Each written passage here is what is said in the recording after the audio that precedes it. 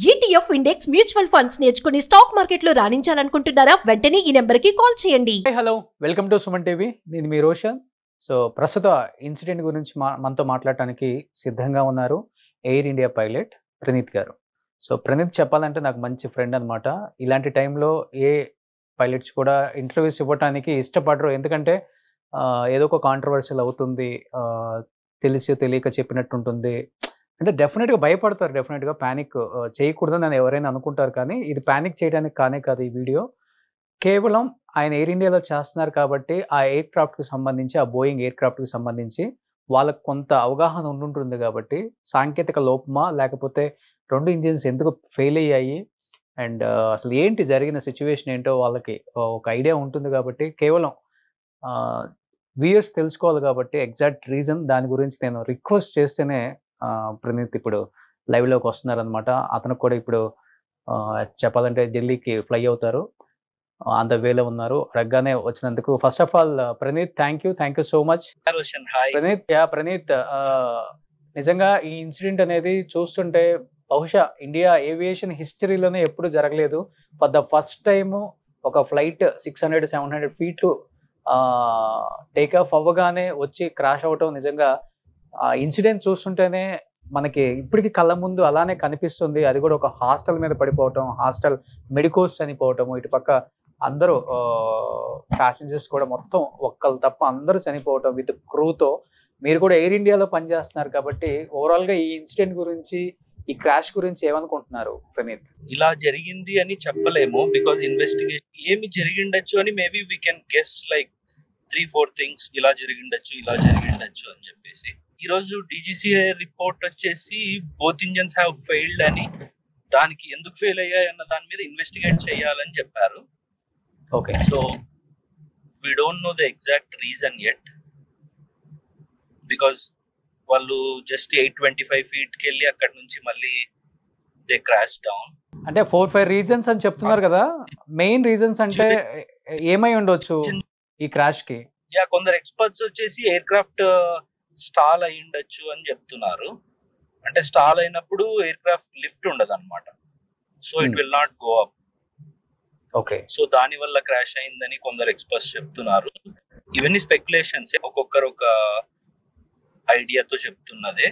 We don't know the exact reason or cause yet, because కొంతమంది చెప్తున్నారు అంటే పక్షులు ఏమన్నా వచ్చుండొచ్చు, మేబీ దానివల్ల ఇంజిన్స్ ఫెయిల్ అవ్వచ్చు అని కూడా చెప్తున్నారు. అది కూడా వన్ ఆఫ్ ద రీజన్ అవుతుందా?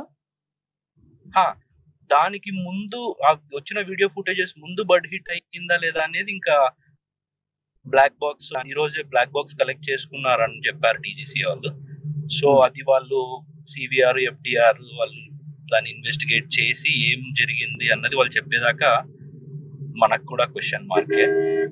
ఓకే, అండ్ ఆ ఎయిర్ ఇండియాలో ఉన్న పైలట్స్ కూడా మీకు కొలీగ్స్ అయి ఉంటారు కాబట్టి వాళ్ళతో మీకు పరిచయం ఉందా? నాకు డైరెక్ట్ గా వాళ్ళతో అయితే పరిచయం లేదు. Okay, but it's very sad and shocking అన్నమాట. So heartbreaking. అసలు మేము ఏవియేషన్ లో ఉన్న వాళ్ళమే కాదు, లేని వాళ్ళు కూడా like it's heartbreaking news for everyone. కానీ వాళ్ళకి ఎక్స్పీరియన్స్ కూడా ఆల్మోస్ట్ 8200 అవర్స్ ఫ్లై చేశారు పైలట్ గారు. అది ఇంకో కో పైలట్ కూడా ఆల్మోస్ట్ 1100 అవర్స్ ఫ్లై చేశారని చెప్తున్నారు. They both are like experience pilots. Engines రెండు నిజం అయితే ఒకవేళ వాళ్ళకి ఆడి if they have time they can glide and land somewhere, but take off అవ్వగానే both engine fails. Okay, they don't have even altitude, no time to land anywhere other than to crash. 825 feet ellaru, then they came down. Okay, so mostly engines fail aitene ala avutadi, but engines both fail avadam anedi rare of the rarest. Okay, ala Praneeth, ఇంకొకటి flight లో ఉన్న 11 years seat, ఆ ఒక్క person flight లో నుంచి emergency gate open చేసుకొని వచ్చే అంత టైం ఉంటుందా, లేకపోతే అతను నిజంగా మృత్యుం చేయడం చెప్పుకోవచ్చు? అతను ఒక్కడు బయటికి వచ్చి ఎటువంటి అతనికి బర్నింగ్స్ కూడా ఏం లేదు బాడీకి కూడా, అసలుకి ఎలా అవకాశం ఉంది అసలుకి?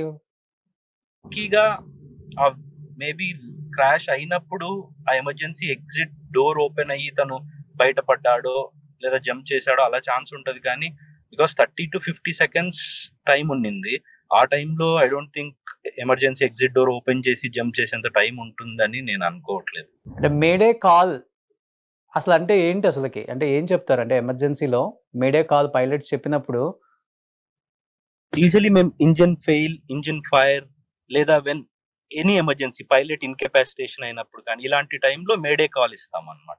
అంటే లైక్ ఏటీసీకి చెప్తున్నాము, మాకు ఎయిర్ క్రాఫ్ట్ లో ఎమర్జెన్సీ ఉంది, మాకు ప్రయారిటీ ల్యాండింగ్ కానీ క్లియరెన్స్ కానీ అన్నట్లు it's a kind of request. So mayday call ఇవ్వగానే ATC will alert, then they give priority for us to make us land depending on the emergency అన్నమాట. So వీళ్ళు ఇచ్చిన కాల్ అయితే క్లియర్ గా అంటే న్యూస్ లో ఒక్కొక్కలా చెప్తున్నారు. 1 ఇంజన్ ఫెయిల్యూర్ మేడే కాల్ ఇచ్చారు అని చెప్తున్నారు. బట్ ఈ రోజు అయితే న్యూస్ 2 ఇంజన్స్ ఫెయిల్ అయ్యాయని చెప్తున్నారు. సో ఎగ్జాక్ట్లీ ఆ బ్లాక్ బాక్స్ రికార్డింగ్స్ బయటికి వచ్చి డీజీసీఏ చెప్పేదాకా మనకు కూడా ఫ్యాక్ట్స్ ఎగ్జాక్ట్ గా ఇది అని తెలియదు, కంక్లూడ్ చేయలేము. బట్ మేడే కాల్ అని పైలట్ చెప్పినప్పుడు అక్కడ ఎమర్జెన్సీ ల్యాండింగ్ చేయడానికి అవకాశం లేదంటారా? లేకపోతే ఇప్పుడు సింగిల్ ఇంజన్ ఉంది అనుకోండి, 1 ఇంజన్ ఫెయిల్ అయింది, మేడే కాల్ ఇచ్చారు, ఇంకో ఇంజన్ ఉంది, 1 engine is enough, it's capable of flying the air craft. So వాళ్ళు బ్యాక్ వచ్చి ల్యాండ్ అయ్యే ఛాన్స్ ఉండేది. బట్ ఇక్కడ బోత్ ఇంజన్స్ ఫెయిల్ అయినప్పుడు ఇంకా they don't have, air craft don't have the power కదా, లిఫ్ట్ లేదు, so they will crash land. లో ఉన్నారు. ఇదే ఎయిర్ క్రాఫ్ట్ కి బిఫోర్ కూడా కొన్ని ప్రాబ్లమ్స్ ఉన్నాయి. బిఫోర్ డిసెంబర్ లో కూడా ఒకసారి పొగలు వచ్చాయని చెప్పారు, ఒకసారి ప్యారిస్ నుంచి వచ్చేటప్పుడు షార్జాలో కూడా ఎమర్జెన్సీ ల్యాండింగ్ అయిందని చెప్పారు. కామన్ గా ఫ్లైట్స్ కి ఎమర్జెన్సీ ల్యాండింగ్ అనేది కామన్ గా జరుగుతుంది, సాంకేతిక లోపాలు అనేది సర్వసాధారణం చెప్పుకోవాలంటే. అలాంటిది ఈ ఎయిర్ క్రాఫ్ట్ గురించి ఇప్పుడు క్రాష్ అయిన తర్వాత ఎక్కువ వినాల్సి వస్తుంది. సో మీరు ఎయిర్ ఇండియాలో ఉన్నారు కాబట్టి కామన్ గా ఇలాంటి ప్రాబ్లమ్స్ వల్ల క్రాష్ అయ్యే అవకాశాలు ఉంటాయి అసలుకి? అంటే ఇప్పుడు అదే బోత్ ఇంజన్స్ బర్డ్ హిట్ కాకుండా ఇంకా ఏది లేకుండా వాటికి అవే ఫెయిల్ అయ్యాయి అంటే మేబీ మెయింటెనెన్స్ ఏదన్నా ఇష్యూ, ఈవెన్ దో మెయింటెనెన్స్ బాగా చేసినా కూడా it might be a bad day also, you never know, anything can happen.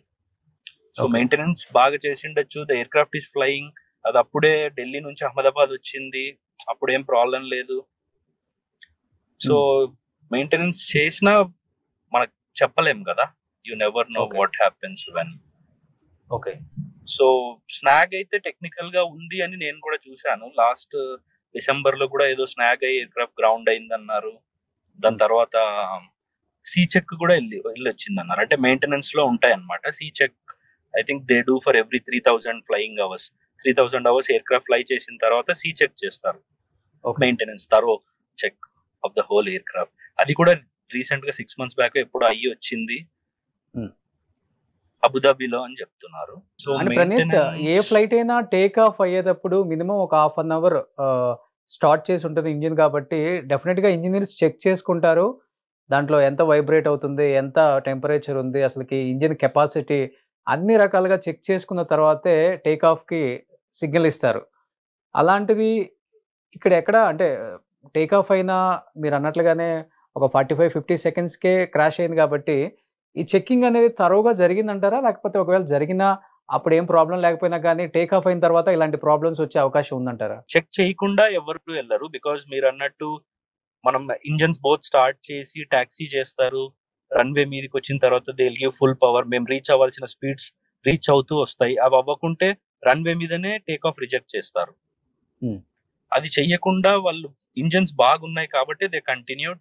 Take off అయిన తర్వాత ఇంజన్స్ ఫెయిల్ అయితే అవి both engines, no one can do anything కదా. ఓకే, ఎవరు ఏం చేయలేము. ఫస్ట్ టైం కదా ఇలా 2 ఇంజన్స్ ఒకేసారి.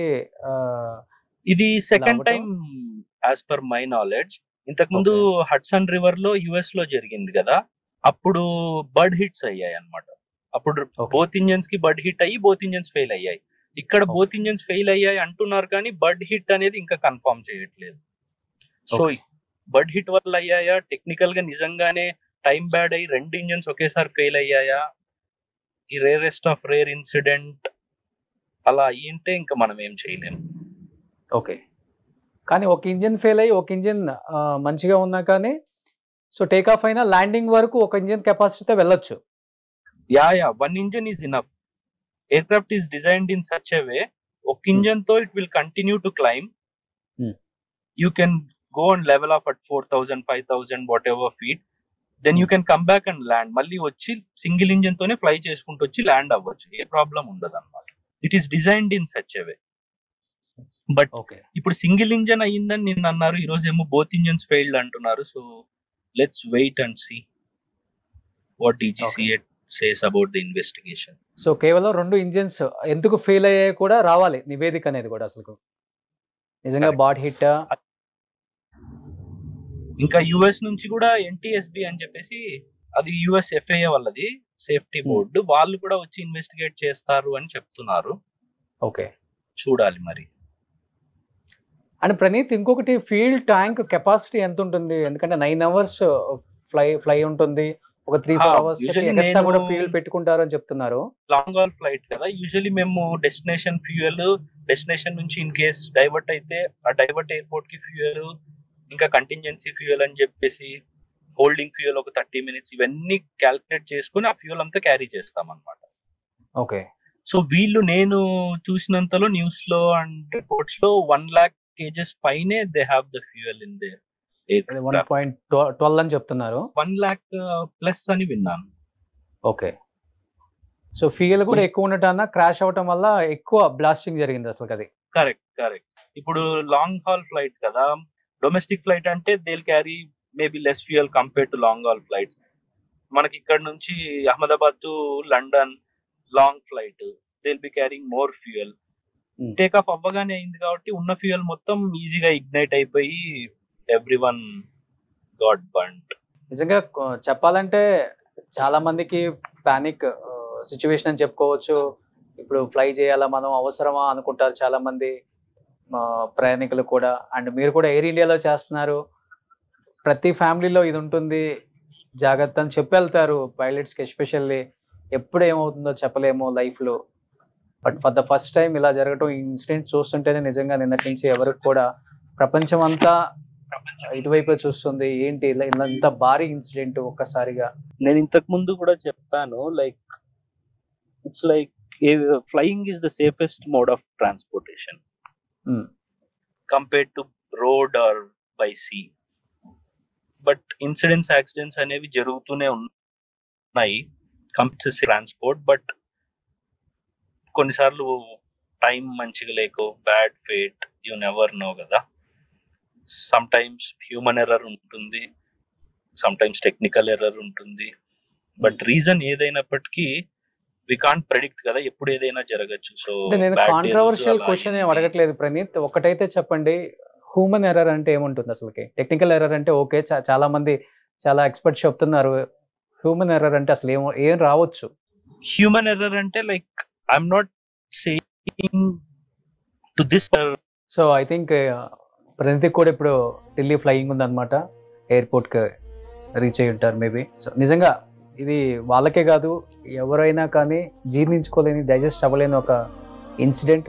దీని లైఫ్లో మర్చిపోలేము. ఇంతమంది ప్రాణాలు కోల్పోవటం, అండ్ అది కాక మెడికోస్ కొంతమంది చనిపోవటం నిజంగా చాలా బాధాకరం. అది అసలు తట్టుకోలేకపోతున్నారు. ఎందుకంటే ఎయిర్పోర్ట్కి నియర్ బై ఎప్పుడు కూడా బిల్డింగ్స్ కానీ, కాలేజెస్ కానీ, అంటే స్థావరాలు ఎవరు ఉండకూడదు అక్కడ, సివిలియన్సే ఉండకూడదు అసలుకి. చూస్తే మనకి శంషాబాద్ ఎయిర్పోర్ట్ హ్యాపీగా సిటీ బయట పెట్టారని ట్రావెల్ చేసేటప్పుడు కొంచెం సేపు అనుకుంటాం, కానీ ఇలాంటి ఇన్సిడెంట్ జరిగినప్పుడు ఎంత ముందు చూపు ఆలోచించి శంషాబాద్ ఎయిర్పోర్ట్ పెట్టారో అర్థమవుతుంది. బట్ అది కేవలం అది సిటీలో ఉండటం వల్ల ఇలాంటి ఒక ఇన్సిడెంట్ జరిగినప్పుడు, డెఫినెట్గా క్రాష్ అయినప్పుడు అక్కడున్న హౌసుల మీదో లేకపోతే బిల్డింగ్స్ మీద, కాలేజెస్ మీదో ఇలా క్రాష్ అయిపోయి ఫ్లైట్లో ఉన్న వాళ్ళు మాత్రమే చనిపోకుండా అక్కడ ఉన్న సివిలియన్స్ కూడా చనిపోయే అవకాశం ఉందని కనపడుతుంది మనకి క్లియర్గా. సో ఇలాంటి ఇన్సిడెంట్స్ ఎప్పుడూ జరగకూడదని వాళ్ళ ఆత్మకి ప్రగాఢ సానుభూతి కలిగించాలని దేవుణ్ణి మనస్ఫూర్తిగా కోరుకుందాం. So thank you so much Praneeth. Suman టీవీలో మీ పర్సనల్ అండ్ బిజినెస్ ప్రమోషన్స్ కోసం కింది నెంబర్కి కాంటాక్ట్ చేయండి.